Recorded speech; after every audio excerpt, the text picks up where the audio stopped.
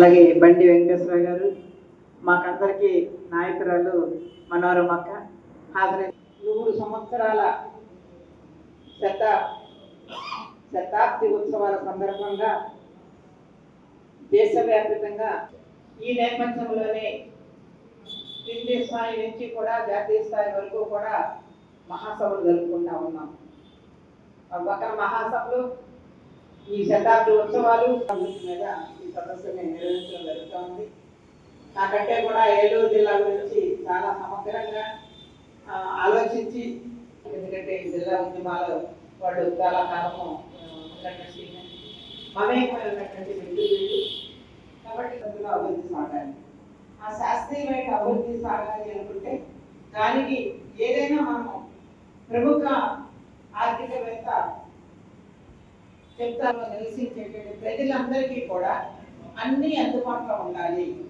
అన్ని అందుబాటులో ఉండాలంటే మౌలికమైనటువంటి వసతులన్నీ అందుబాటు. ఏలూరు జిల్లా వాస్తవంగా ఈ జిల్లా వ్యవసాయక ఆధారిత జిల్లా అయినప్పటికీ కొంత మన తీర ప్రాంతం అన్నా చాలా కొద్ది ప్రాంతం మాత్రమే. ఉమ్మడి జిల్లాలో కొంచెం తీర ప్రాంతం ఎక్కువ పాలకొల్లు నరసాపురం అవన్నీ కూడా. కానీ ఈరోజు మనకి ఆ తీర ప్రాంతం లేదు. దానికి మొదలుగా ఈరోజు మనకి వేరే ప్రాంతం చాలా వెనకబడినటువంటి ప్రాంతము.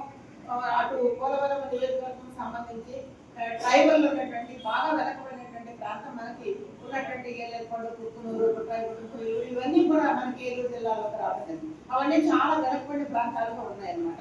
ఆ వెనకబడిన ప్రాంతాల్లో వాళ్ళ అభివృద్ధిని మనం ఏ రకంగా ముందుకు తీసుకెళ్లాలనేది ఇక్కడ మన ముందు ఉన్నటువంటి ఒక కీలకమైనటువంటి అంటే ఈ రకం అభివృద్ధి సాగాలనే ఆలోచనతోనే పోలవరం ప్రాజెక్టు తీసుకురావడం జరిగింది. నా దేశంలో దశాబ్దాలుగా ఈ పోలవరం ప్రాజెక్టు నడుస్తూ ఉంది. కానీ ఇప్పటికీ కూడా పోలవరం ప్రాజెక్టు ఏమవుతుందో ఏమి తెలియనటువంటి పరిస్థితి గందరగోళం ఉంది. నిర్వర్తిస్తున్నారు. అటు భూమి లేదు, వాళ్ళకి ఏ రకమైన సౌకర్యాలు కల్పించకుండా మధ్యలో ఎలాడుతున్నట్టుగా ఉందన్నమాట. త్రిశంకు సరుకులో ఉన్న పరిస్థితి ఈ రోజున వాళ్ళందరికీ కూడా ఉంది. అలాగే కొన్ని లక్షల మంది ఈ రోజున ఉండే వాళ్ళ యొక్క అది వాళ్ళ ప్రాపర్టీగా ఉంటే కనుక వాళ్ళ హక్కుగా ఉంటే దాన్ని మరింత అభివృద్ధి చేయడానికి అవకాశం చర్యలు ప్రభుత్వం అభివృద్ధి తీసుకుంటే ఆ ప్రాంతం అభివృద్ధి చేయడానికి అవకాశం ఉంటుంది. అలాగే ఇంకా మనకు దేశ ప్రజలు అనుభవించే రకంగా ఉంటుంది. కాబట్టి ప్రభుత్వ రంగంలోని ఈ రకమైన ఆ రోజు ఉన్నటువంటి అటు పబ్లిక్ ప్రైవేట్ పద్ధతులు మిశ్రమ ఆర్థిక విధానంతో మన అభివృద్ధిని ముందుకు తీసుకెళ్ళాం. అది మనకి చాలా అనుభవాన్ని ఇచ్చింది. జల్లేరు విస్తరిస్తే కానీ ఎత్తుకోవడం మన ఉపయోగం కాదు. జల్లేరు రిజర్వాయర్ను విస్తరించాలనే కార్యక్రమం కూడా చేపట్టడం జరిగింది. అలాగే తమ్మిలేరు, అలాగే వెనకాలం ఈ కింద ఉన్నటువంటి ఈ ప్రాజెక్టు కింద ఉన్నటువంటి భూములకి ఎకరంగా జలాలు రావాలి అంటే చంద్రపూడి రావాలి, చంద్రపూడి ఎత్తుకోవాలి రావాలి. అప్పుడు మాత్రమే నికరమైన జలాలు ఈ ఏలూరు జిల్లాకి వస్తాయి. దాని నుంచి మన కృష్ణా జిల్లాలో ఉన్నటువంటి నూజివేడు ప్రాంతం కానీ ఇతర ప్రాంతాలకు కూడా నీళ్ళు ఇవ్వడానికి కావాల్సిన అవకాశం వస్తుంది.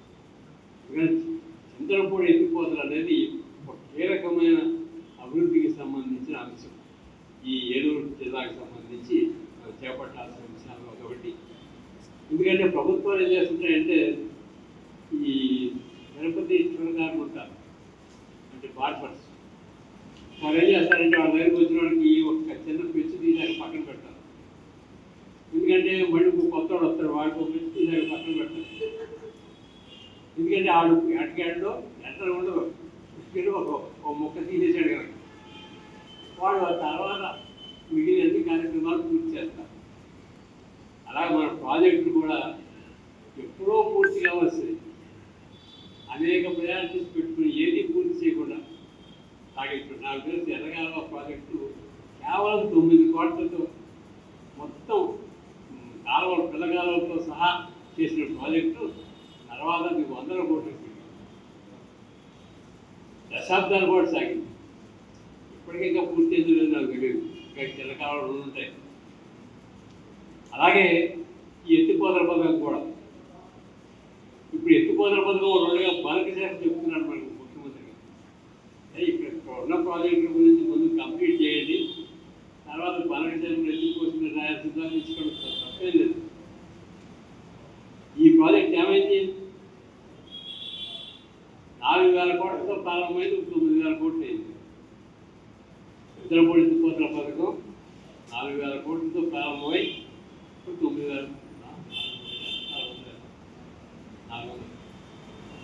450 కోట్లతో ప్రారంభమై 500 కోట్లతో ప్రారంభమై 4,500 కోట్లతో ప్రారంభమై ఈ వాయిదా పట్టడం వల్ల 9,500 కోట్లు అంటే రెట్టింపు పైన వ్యయం. ఇంకా వదిలేసి నడుపుతారు అనుకోండి ఇలాగే అదని ఇదని అక్కడక్కడ నేను చెప్పానే కింద పెట్టి తీసి ఆడ కూర్చోబెడతారు. వాడికి గీయడానికి టైం చాలా పడుతుంది. ఆడ వరుస పెట్టుకేస్తాడు.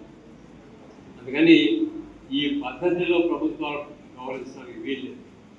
నా ఉద్దేశంలో పెద్ద ఉద్యమం ఏలూరు జిల్లాలో రావాల్సింది ఎత్తిపోతల పథకం మీద వస్తే నా ఉద్దేశంలో దాదాపు 70-80% మనకి అగ్రికల్చర్ ల్యాండ్లో వాటర్ సమస్య లేనటువంటి జిల్లాగా తయారవుతుంది. అప్పుడు మాత్రమే ఈ జిల్లా వ్యవసాయ ఆధారిత జిల్లాకి తగినటువంటి ఉత్పత్తి తగినటువంటి ప్రాధాన్యత లభించడానికి అవకాశం ఉంది. అందరికీ నమస్కారం. మన్నవ కృష్ణ చైతన్య, భారత కమ్యూనిస్ట్ పార్టీ సిపిఐ ఏలూరు జిల్లా కార్యదర్శి. ఈరోజు ఏలూరు జిల్లా పార్టీ కార్యాలయం స్ఫూర్తి భవన్లో ఏలూరు జిల్లా సమగ్రాభివృద్ధిపై సదస్సు నిర్వహించుకోవడం జరుగుతోంది. ఏలూరు జిల్లా ఏర్పడి సుమారుగా 3 సంవత్సరాలుగా అవుతూ ఉంది. అయితే ఈ ఏలూరు జిల్లాలో ఉండేటటువంటి జిల్లా హెడ్ క్వార్టర్లో ఉండేటువంటి జూట్ మిల్లులు 2 మూతపడడం, ప్రత్యక్షంగా పరోక్షంగా 20,000 మందికి ఉపాధి అవకాశాలు, ఉద్యోగ అవకాశాలు పోవడం జరిగింది. దానితోడు జిల్లాలో చూస్తే వ్యవసాయ ఆధారిత జిల్లా. ఈ వ్యవసాయ ఆధారిత జిల్లాలో వ్యవసాయ ఉత్పత్తులు ఉన్న రైతాంగం గిట్టుబాటు ధరలకు ఇబ్బంది పడుతూ ఉన్నారు. దాంతోపాటు ఈ ప్రాంతాన్ని, ఏలూరు జిల్లాని వ్యవసాయ ఆధారిత పారిశ్రామిక అభివృద్ధి చేయాలని చెప్పి ప్రభుత్వాన్ని డిమాండ్ చేస్తూ ఉన్నాం. ఇక్కడ పోలవరం, ఈ జిల్లాకు సంబంధించి రాష్ట్రానికి జీవనాడి అని చెప్పుకునే పోలవరం నిర్మాణం జరుగుతూ ఉంది ఈ జిల్లాలో. అయితే ఈ పోలవరం 41 కాంటూర్లో నిర్మాణం చేస్తూ ఉన్న మొదటి దశ అని చెప్తా ఉన్నారు. ఇది కేంద్ర ప్రభుత్వం ఎక్కువ శాతం అంటే 86,000 కుటుంబాలకి పరిహారం ఎగ్గొట్టి ఎత్తుగడగా మేము భావిస్తూ ఉన్నాం. కేవలం 20,000 కుటుంబాలకు మాత్రమే పరిహారం ఇచ్చి 41వ కాంటూర్ అనే పేరుతోటి నిరుపయోగంగా ఈ పోలవరం ప్రాజెక్టుని నిర్మాణం చేస్తూ ఉన్నారు. గ్రావిటీ మీద అటు ఉత్తరాంధ్ర, రాయలసీమకు నీరు అందే పరిస్థితి లేదు. ఇక్కడ చూస్తే సర్వేలు కూడా తప్పులు తడుగుతూ ఉన్నాయి. ఆ ప్రాంతంలో నివసించేటువంటి నిర్వాసితులకి R&R ప్యాకేజ్ కానీ, అదేవిధంగా ఏదైతే గతంలో కొంతమందికి R&R ప్యాకేజ్ ఇచ్చి బయటికి పంపారు, కట్ ఆఫ్ డేట్ 2017 పెట్టారు. 2017-18 ఇవాళ చూస్తే ఇప్పటి వరకు తాళించిన దాఖలాలు లేవు. ఏనాడైతే తాళిస్తారో అక్కడ ఉండేటువంటి ప్రజానీకాన్ని ఆనాడే కట్ ఆఫ్ డేట్గా తీసుకుని 18 సంవత్సరాలు నిండిన వాళ్ళందరికీ కూడా R&R ప్యాకేజ్ ఇచ్చి బయటికి పంపించాల్సిన అవసరం ఉంది. ఇట్లా చూసుకుంటే చింతలపూడి ఎత్తిపోతల పథకం ఈ జిల్లాలో, దాని ద్వారా దాదాపు 4,80,000 ఎకరాలకి నీరు అందుతుందని చెప్తా ఉన్నారు.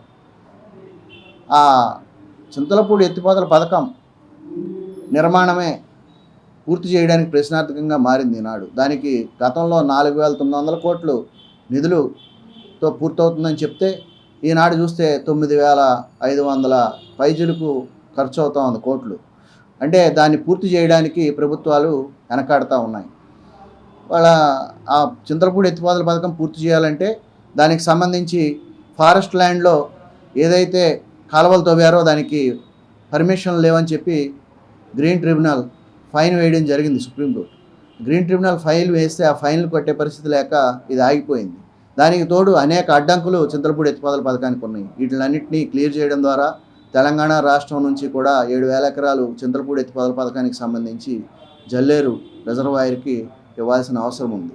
దాన్ని మాట్లాడాల్సిన అవసరం కూడా రాష్ట్ర ప్రభుత్వం పైన ఉంది, కేంద్ర ప్రభుత్వం పైన ఉంది. ఇట్లా అనేక అడ్డంకులు చింతలపూడి ఎత్తిపోతల పథకానికి ఉన్నాయి. దానిపైన ఆలోచించాల్సిన అవసరం ఉంది. చింతలపూడి ఎత్తిపోతల పథకం పూర్తయితే ఈ జిల్లాలో కొంతమేరకు నీటి అవసరాలు తీరుతాయి, బీడువారిని భూములు పంటలు పండుతాయి. అదేవిధంగా గ్రీన్ఫీల్డ్ హైవే ఈ జిల్లాలో ప్రయాణం చేస్తుంది. గ్రీన్ఫీల్డ్ హైవే వేశారు, ఆగస్టు 15 ఓపెనింగ్ అని చెప్తా ఉన్నారు. కానీ గ్రీన్ఫీల్డ్ హైవేకి సర్వీస్ రోడ్లు లేకపోవడం వల్ల ఆ రైతాంగం అంతా, చుట్టుపక్కల ఉండే రైతాంగం విపరీతమైన ఇబ్బందులకు గురవుతూ ఉన్నారు. సర్వీస్ రోడ్లు ఏర్పాటు చేయాలని, అదేవిధంగా పామాయిల్ ప్రధానంగా 1,00,000 ఎకరాల పైచిలకు 1,30,000 ఎకరాల వరకు ఈ ప్రాంతంలో ఉంది ఏలూరు జిల్లాలో. పామాయిల్ రైతులకి సరైన పామాయిల్ ఫ్యాక్టరీ 4 ఫ్యాక్టరీలు ఉన్నా కానీ రేటు నిర్ధారణ చేసే ఫ్యాక్టరీ ఏదైతే ఉందో పెదవేగి పామాయిల్ ఫ్యాక్టరీ ప్రైవేట్ పరం చేయడానికి సిద్ధపడుతూ ఉంది రాష్ట్ర ప్రభుత్వం. దాన్ని ప్రభుత్వ రంగంలోనే కొనసాగించి దాని మిషనరీ కూడా అధునాతన యంత్రాంగాన్ని మళ్ళీ యంత్రాలని ఏర్పాటు చేసి దాన్ని బాగు చేయాల్సిన అవసరం ఉంది. అలా అనేక రకాలైన సమస్యలు ఈ జిల్లాలో ఉన్నాయి. ఇటు చూస్తే కొల్లేరు ఫిష్ మాఫియా కబంధ హస్తాల్లో ఇరుక్కుపోయి సహజ సిద్ధంగా పెరగాల్సిన చేప పెరగకుండా, వరదలు వచ్చినప్పుడు వర్షాలు విపరీతంగా కురిసినప్పుడు ఉప్పుటేరుకు నీరు చేరకుండా అడ్డంగా ఏర్పడినటువంటి పెద్ద 15-14 అడుగుల గట్లు వేసి అక్కడ ఉండేటటువంటి ఏదైతే గ్రామాలు ఉన్నాయో లంక గ్రామాల ప్రజలు ఇబ్బందులకు గురవుతూ ఉన్నారు. వాళ్ళు వలసలకు పోతూ ఉన్నారు పని లేక. కాబట్టి ఇటువంటి వాటిలన్నింటినీ ప్రభుత్వాలు సరిచేయాల్సిన అవసరం ఉంది. తక్షణమే ఈ జిల్లాలో ఉన్న వనరులన్నింటినీ వినియోగించి ఈ జిల్లా సమగ్రాభివృద్ధికి దోహదపడే విధంగా ప్రభుత్వాలు ఆలోచన చేయాలి. అటు గిరిజన ప్రాంతం 1000 ఎకరాల పొడి భూములు సాగు చేసుకుంటూ ఉన్నారు, పట్టాలు లేవు. ఇటు నూజివీడు ప్రాంతం 1000 ఎకరాలు సాగు చేసుకుంటూ ఉన్నారు, వారికి పట్టాలు లేవు, అటవీ బంజరు భూములు. వన సంరక్షణ సమితులు దాదాపు 190 పైనే ఉన్నాయి ఈ జిల్లాలో, అన్నీ కూడా నీరుగారిపోయినాయి. వాటిని వ్యక్తిగత సాగుకిస్తే వాళ్ళు పంటలు పండించి ఆ కుటుంబ ఆర్థిక దోహదకు ఉపయోగపడుతుంది. ఇట్లా అనేక రకాల సమస్యలు ఈ జిల్లాలో ఉన్నాయి. వీటిలన్నిటిపైన కూడా కేంద్ర రాష్ట్ర ప్రభుత్వాలు ముఖ్యంగా పోలవరం, చింతలపూడి ఎత్తిపోతల పథకం, అలాగే కొల్లేరు వీటిపైన ముఖ్యంగా దృష్టి పెట్టి ఈ జిల్లాని పారిశ్రామిక అభివృద్ధి చేయడంతో పాటు ఇవన్నీ సమస్యలు పరిష్కరించాలని చెప్పి కేంద్ర రాష్ట్ర ప్రభుత్వాన్ని డిమాండ్ చేస్తా ఉన్నాం. మీ ఏలూరు మరియు జంగారెడ్డిగూడెం చందన బ్రదర్స్ షాపింగ్ మాల్లో జూలై 26వ తేదీ నుండి ప్రారంభం. శుభ శ్రావణం షాపింగ్ సంబరాలు. ప్రత్యేక కౌంటర్లలో 1 కొనండి 2వ దానిపై 90% డిస్కౌంట్ పొందండి. మా జ్యువెలరీ విభాగంలో వరలక్ష్మి వ్రతం శుభాకాంక్షలతో లక్ష్మీ రూపులపై తరకు కేవలం 3% మాత్రమే. రెగ్యులర్ సిల్వర్ ఆర్టికల్స్ పై తరకు మజూరీ లేదు. 500 రూపాయలకే 2 బెడ్షీట్స్, 500 రూపాయలకే 3 బ్లాంకెట్స్ లేదా డోర్ కర్టెన్స్, 500 రూపాయలకే 3 Jaipur cotton bedsheets. Special counter లో ట్రాలీ బ్యాగ్స్ పై up to 40% off, fancy watches పై up to 50% off, gents shoes, chappals, ladies fancy chappals పై flat 30%, 50% off. 1 gram Bentex accessories gifts పై up to 61% off. Varalakshmi Vratam శుభాకాంక్షలతో ఆ మహాలక్ష్మి అనుగ్రహం సదా మీపై ఉండాలని కోరుకుంటూ Chandana brothers shopping mall, Eluru మరియు జంగారెడ్డిగూడెం.